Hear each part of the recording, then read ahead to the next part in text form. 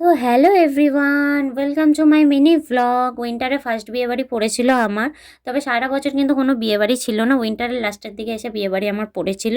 তবে বিয়েবাড়ি আসলে জানো তো একটাই সমস্যা হয়ে যায়, কি যে কী সেজে যাব, কী শাড়ি পরবো, কী গয়নাগাটি পরবো, এই নিয়ে আমার একটা টেনশন থাকে। আশা করছি এরকম টেনশন সবারই থাকে।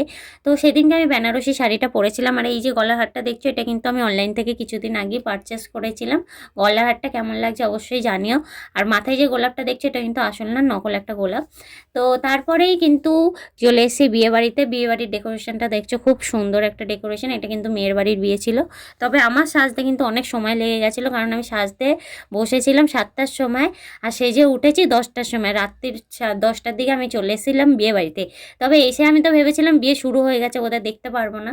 এসে দেখি বিয়েই শুরু হয়নি, কারণ বিয়ের লগ্ন ছিল 12টার দিকে। তাই আমি ভাবলাম আজকে বোধহয় আর বিয়েই দেখতে পারবো না। তো এসে দেখি প্রচুর ভিড় হচ্ছিলো, যেহেতু রাত হচ্ছিলো, আস্তে আস্তে ভিড়ও হচ্ছিলো। তাই বর বললো চলো স্টার্টারের দিকে যাই, কি স্টার্টার খাবে তুমি, চলো। তো ওখানে গিয়ে দেখলাম স্টলে বসেছিল ফুচকা, পকোড়া, কফি, পান। যেহেতু পান আমি খাই না, অ্যাভয়েড করে গেছি। আর ফুচকাটা আমি খেতে পারিনি, যেহেতু ফুচকার মধ্যে সবাই লাইন অনেক বেশি ছিল। তাই আমি চিকেন পকোড়াটাই খেয়ে নিয়েছিলাম। খাওয়ার পর বর বলছে যে এত মন খারাপ করো না, ঠিক আছে মেন কোর্সের দিকে খেও। তো আমি মেন কোর্সে চলে গেছিলাম। মেন কোর্সটা দেখে আশা করছি তোমরা সবাই বুঝতে পারছো কী কী আইটেম হয়েছিল, আমার আর বলতে লাগবে না। মেন কোর্সের লাস্টে যেটা সবার বিয়েবাড়িতেই থাকে, আইসক্রিম, সেই আইসক্রিমটা আমি খেয়ে নিয়েছিলাম। আইসক্রিমটা খাওয়ার সময় যেন আমার গলা পুরো বসে গেছিলো, তারপরে আমি আইসক্রিম খাচ্ছিলাম।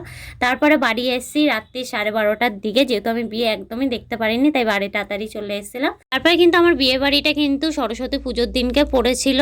তবে বিয়েবাড়ির থেকে আসলাম, আসার পর এই যে শাড়ি গয়না এগুলো খুলতে ইচ্ছা করে বলে, এত সুন্দর করে সাজার পর। তবে যাই হোক, আমি নিজে ফ্রেশ হলাম। ফ্রেশ হওয়ার পর আমি নিজের মুখের মেকআপগুলো তুললাম। আমি কিন্তু ফার্স্ট টাইম এরকম হেভি মেকআপ করেছিলাম। তবে এটা কিন্তু বিয়েবাড়িটা ছিল আমার মায়ের বান্ধবীর মেয়ের বিয়ে ছিল, তো সেখানেই আমি গেছিলাম। তোমাদের আমার এই ব্লগটা কেমন লাগলো অবশ্যই কমেন্টে জানাবে। So that's it, bye bye.